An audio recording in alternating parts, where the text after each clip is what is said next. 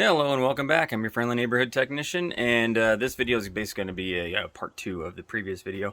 So I don't really need a long introduction, so let's get right to it. So next we're going to remove the vacuum hose right here, vacuum tube. It goes right here. There's a vacuum elbow right here and right here.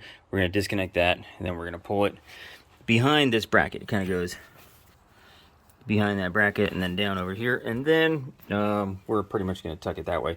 We're going to have to disconnect the zip tie because this wire right here that goes to the air pump, or actually the air pump clutch right here, that's going to have to get that goes all the way up here, and then under these coolant hoses for the washer reservoir, there's a connector right there. So we're going to have to disconnect that and remove all those zip ties. So that's where we're going to start. Then we have some more stuff to remove on this side. We have to basically remove all. We have a bunch of wiring right here. There's a vacuum line that goes through that sheath. I'll probably have to get some more of this loom here because this stuff just pretty much just crumbles apart. So I'm gonna have to get some more of that loom, probably from AutoZone. They sell that stuff in bulk, so that probably, and there's a bunch of it right there. So that's what's going to happen. All those wires go right here. There's a vacuum tube right here also. That's where this vacuum right here goes right here. And you can see the vacuum tube right there. Goes down there. So that's what we're going to be doing next. And probably we're going to try to get the refrigerant lines disconnected. We have to get those ducts right there and that one removed. Those are just held on by a couple of 10s. So that's where we're going to start.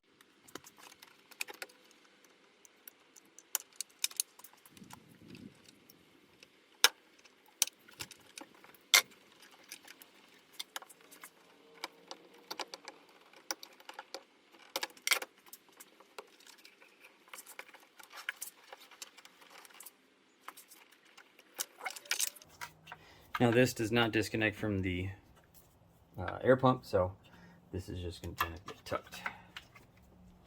This though, these we can pull back through there, so we're going to disconnect those.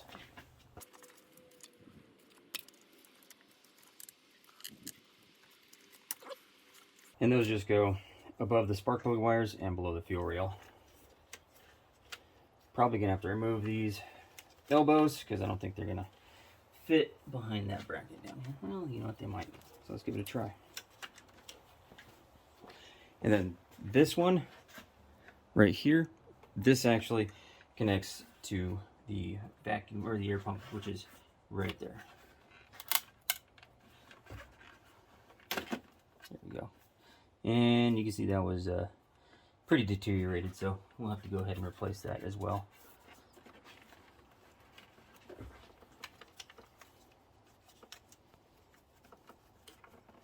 And then that also goes behind the loom for the spark plug wires.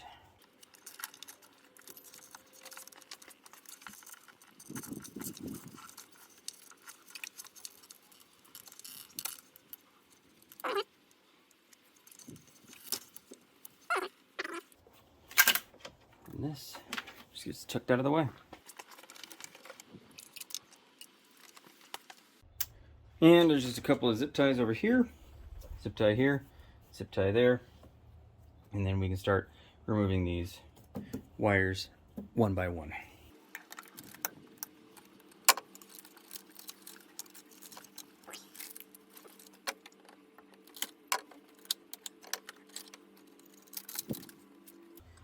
We are going to have to disconnect this ground, which looks to be a 10. So we're just going to take that off. There's just a couple of eyes right there, and then one goes down that way and one comes back up this way.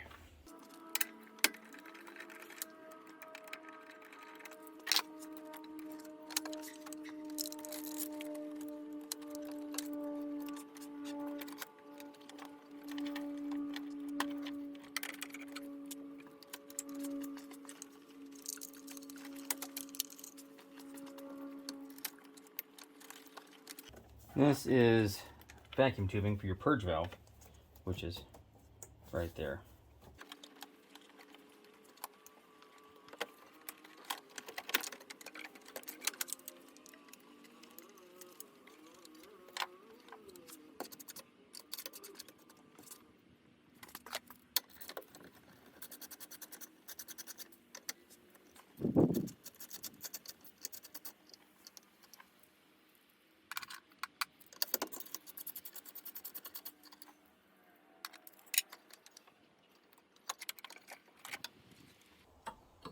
So for that, that's just these 3 contacts to go to that wire, and then these 2 10mm. There's some bolts in the bottom, so you're gonna have to hold those still.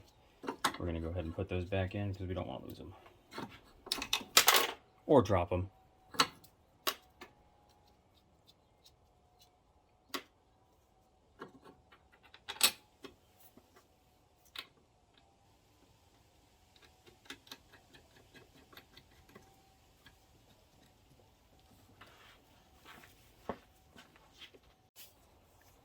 Found it. And the last wire has to be disconnected right there. It's the wire for the AC compressor. So that right there is going to have to be disconnected from that and then tucked somewhere behind the ABS unit. So I got that AC connector out. It was a pain in the butt, but I had to remove the ducting down there that aimed at the motor mounts. I removed it on both sides. You guys don't really need to see me do that. It was only a 10mm plastic nut on each side, and then they just pop right out. So nothing crazy, nothing hard. So I think just for ease and for my sanity, I'm just going to remove the AC line right here, which this seems to be a about 30mm nut right there. And then the other line that goes into the condenser right there, that's a 27, that's a 27. So 2 27s down there, and a 30 right here, and probably another 27 down there. So I don't have a 30mm or 27mm wrench on me, so I will have to go to the store as soon as the missus gets back. I'll run to the store, get see if they have those wrenches. If not, we'll use we'll see if they have a metric crescent wrench, and we'll go from there. Okay, went to the store. AutoZone Special 27. There we go. And AutoZone Special metric crescent wrench. Let's just hope that fits in that tiny little spot right there. So, gonna disconnect this one.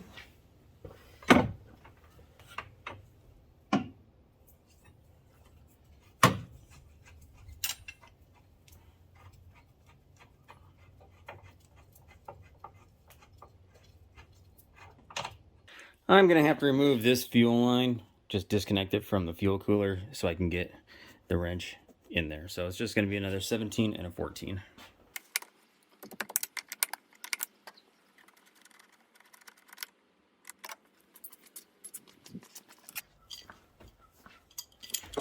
Now, that's time for the, oh, that's a little bit big. Let's see, was it a 30? Does that say 32? 32mm. Good thing I didn't get a 30mm, the 30mm wrench they didn't have.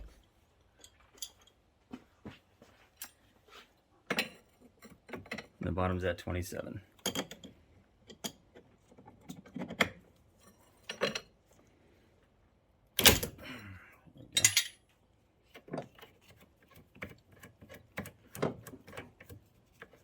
Then we'll just pull these out when the motor comes out.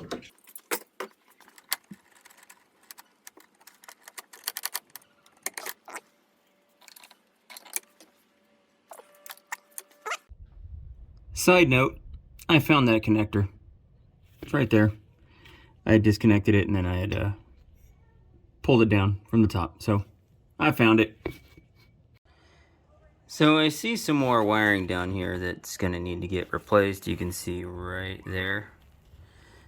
That wiring right there is got a split down it. So I'm not sure if that's part of the starter harness or not. That goes down here and down that way. Actually goes, yeah, into this harness right here, which goes down there.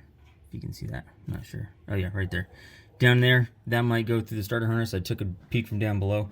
It's probably going to be easier for me to feed this through and then pull it out with the engine, so that's what I'm going to attempt to do. So I decided not to take the alternator out. I'm just going to take the harness out with the car, and I've already disconnected the starter cable from behind the big control unit box up there on the passenger side by the windshield, which was a 17mm nut. And then I unplugged the connector for the other one. I'm just hoping that connector should fit through these grommets down there. I'm going to take off that bracket with the grommet going through it, which is a 10 millimeter. You'll need a pretty long extension, something about 14 inches or so, I think is the one I'm using, which will help get up there, and that's a 10 millimeter nut right there. And there we have it. You can see all those cracks in the insulation there. Yeah, it's just coming apart. Yep, there it is. Just came right through the hole there. And might need a second person to help feed it back through, but oh well, we'll figure it out. Since I was under here and I had a 13 millimeter on me, I went ahead and disconnected the ground. So I think we are actually ready to start removing things like the drive shaft. We're not removing the drive shaft, but at least disconnecting the drive shaft and stuff like that. So I do want to mention the last thing I'm going to do before I start lifting the motor and pulling it out is disconnect the power steering fluid, because I did not drain the power steering fluid. You can see there's still some in there. So as soon as I disconnect the power steering fluid from, or the line from the power steering pump, it's going to start dumping power steering fluid everywhere. So I'll have to catch as much of it in the bucket as I can, but I don't want to be laying in that mess if I have to be under there disconnecting motor mounts, stuff like that. So I'll save that for last. Next, we're going to remove the transmission crossmember. That's going to be 17 millimeter. There's 4 bolts on the bottom, and then you're going to need to remove the 2 13s that go from the transmission mount to the transmission. You're going to leave the transmission mount bolted to the crossmember. It'll just come out in one piece. But before you do that, you want to make sure you support the transmission. Something soft like wood. These stakes I have right here, that's pretty much all I had at the house. So that's what I'm using. You want to support that so the transmission doesn't. And we're going to have to take that off because it's going to make getting the bolts out of the flex disc a lot easier. Okay, I lied. You're not going to take out the transmission mount with it. The transmission mount is attached to that bracket, so take the 2 13s out of the bottom of the transmission mount and the plate will come off, or the cross member will come off. Then you can take that bolt out of the center of the transmission mount and then remove that, and then work on removing that bracket. Okay, I lied again. Take out the 3rd 13 from the bottom of that bracket and it comes out. So now we're going to take off the flex disc and we're going to separate the drive shaft from the transmission. We may or may not end up disconnecting that just to get a little more room, but I'll see what I can do. Usually you can push the drive shaft back far enough to where you can get that flex disc off there. So these bolts are 19. They're 19 millimeter. You're going to want, there's 8 of them. You're going to want to be able to have the car neutral, and so you can spin the drive shaft neutral and or tires off the ground. And the nut on the back is also a 19 millimeter. You can see right there, 19 millimeter. And for this, I'm going to be using my big 1/2 inch impact that I've had for years. Hasn't failed me yet. Well, I mean, technically it's failed me twice, but those 2 wheel bolts that didn't come off when I used something bigger, they broke. So I'm not going to blame this on not being strong enough. So it just wasn't strong enough to break them. So that's what we're going to do right now. I'm going to get those things off. One thing I do want to mention about these is you can see that right here there's no washer, but you have a washer here and a washer here. On this side there's 4 washers, and on the back side there are 4 washers. On the back side of this one where the nut was, there's a washer on that. And it's basically how I remember it is the washer is always against the rubber. And then so you see the flange of the drive shaft, no washer. On the flange of the transmission, no washer. So the washer side is always going to be opposite the flange. So you want to put the washer against the rubber on both sides. So washer here, and they alternate. Well, that was just the easiest drive shaft I've ever disconnected. Usually you have to pry these things back pretty far to get them off, but this one pretty much just fell off. So I'm happy about that. Okay, so I think we're pretty much ready to unbolt the motor mounts. And then once I do that, then I'll get the cherry picker on that lift point there, and then the 2 lift points in the back. But these bolts right here are 17 millimeter. These right there. That one and the one on the other side. I'm going to have to get these from the bottom. There's not really any way to get from the top here. I do have an assortment of wrenches, so it just, for some, the space right here wasn't really possible. So I'm going to get that from the bottom. Also, the newer cars, you'll find that that's a 16 millimeter. So, but on this 124, it's a 17. Okay, so those 17s on the top are stuck on there pretty good. So I'm going to take off the two 13s from the bottom and just bring out the motor mounts with the engine. Well, most of the bolts came out okay. So, gonna head back to the parts store so I can take this off and then see if I can get another link to put this on there. But I need one more link that's facing this direction so I can take that bolt out, take that chain out, and get this up higher. Otherwise, this is going to be hanging way down low, and I'm not going to be able to get like another 8 inches of vertical lift out of the cherry picker. So, gonna go see what I can find. Well, this is what I found, so hopefully this will serve the purpose. They're rated at 5,000 pounds, so I don't think that weighs 5,000 pounds. So, we'll see how they work. So here we are, got that hooked up. I took out this section of the chain. I had to go to the parts store to get this tow link right here for towing vehicles for your trailer, and it's rated at 5,000 pounds, so let's hope it's rated for at least 15% of that. But now I can get another 8-10 inches of lift upwards on this thing, so I'm not starting to lift like when it's way up here. So it's, you know what I mean, it's gonna do that right now. I'm gonna take off the power steering lines, and probably gonna dump power steering fluid everywhere. You can see that line right there is power steering line. I do have a bucket underneath, so hopefully I can catch most of it. So it is a 17 millimeter that goes into the line for the power steering pump. Now let's see if I can get it for you. But there is a hose clamp. You can see it right there. That's also one of the power steering lines, so I'm going to have to remove that as well.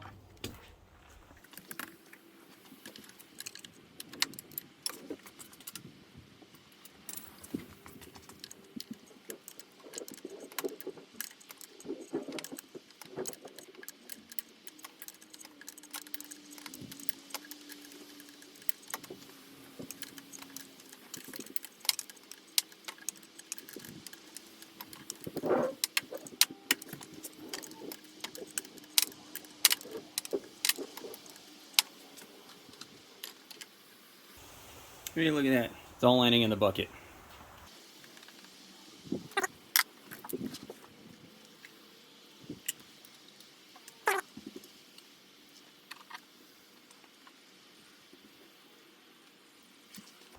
I'll come back when it's done draining. You guys don't need to watch that. Well, moment of truth. Let's give it a go.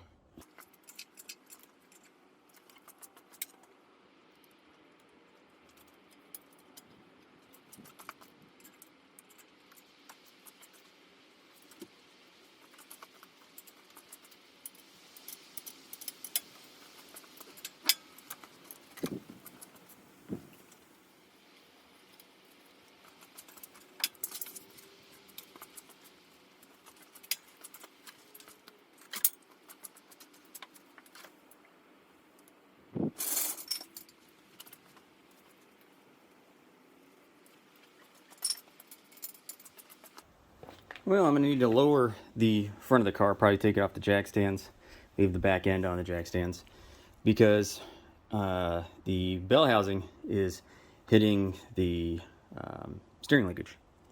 Okay, so the motor and transmission are now dangling.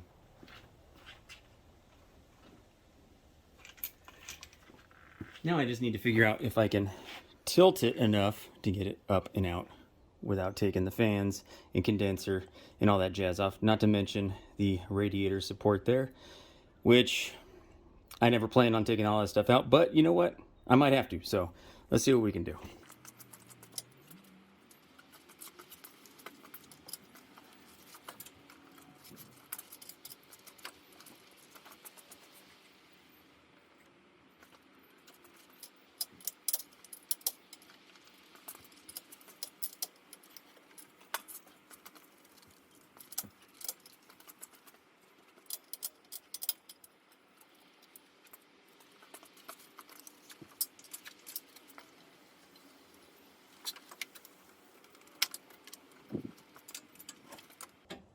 No, that did not touch the condenser.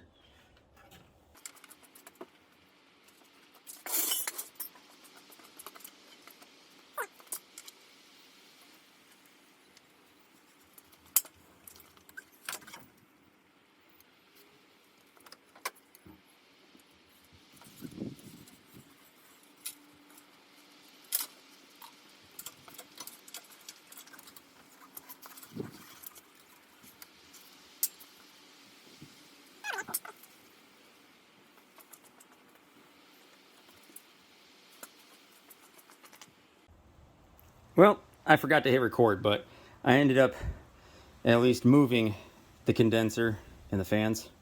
They don't come out the bottom really easily. I mean, they will now that the frickin' engine's not there, but I had to do that to make way for the pulleys and stuff. I took out the lower radiator bolt, or the lower alternator bolt, because it had a bracket that was sticking out pretty far.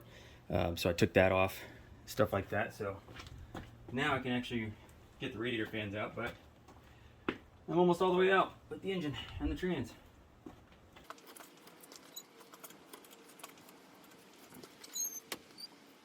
I am hitting the firewall or trans tunnel a little bit, but I'll just keep going up and out.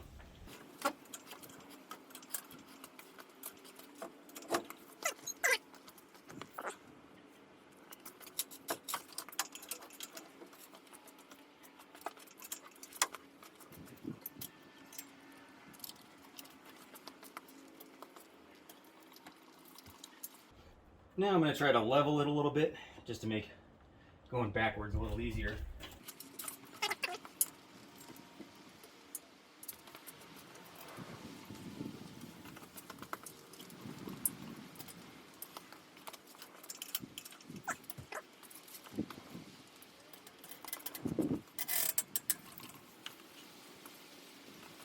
And if you're wondering, yes, this feels very sketchy. Just got to get that transmission over that. It's not easy because the adjustment is kind of hitting the, you can see it up there. It's hitting that, so I got to get it around there. Almost though, almost.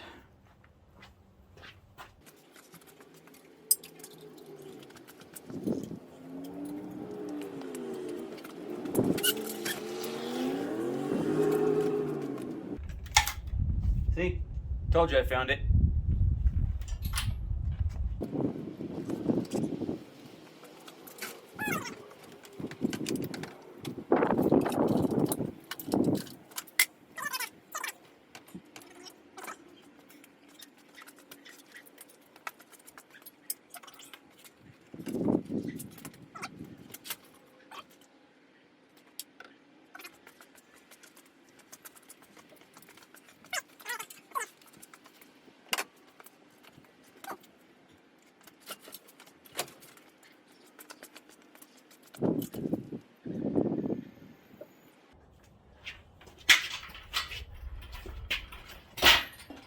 Oh, yay.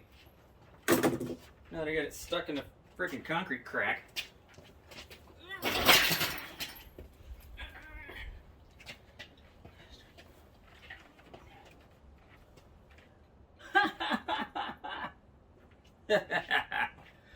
Oh. That's just funny. Huh. Well, here we have it. It's out.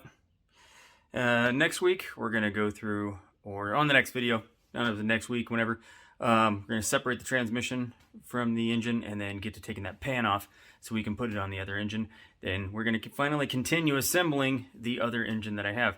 You can see I have it sitting right here on the ground. Still attached to the cherry picker. This cherry picker I actually think I got for like 30 bucks, something like that. I used to work at, back in the day it was called Kragen. It was bought by O'Reilly, and they changed over tool brands, and this thing was on clearance for like 30 bucks. So I bought it, and I've had it for 15 years, something like that. Sitting outside for a while. You can see the rust right there, then clean. But hasn't failed me yet. So thank you again for watching. Give me the thumbs up, hit subscribe. See you then.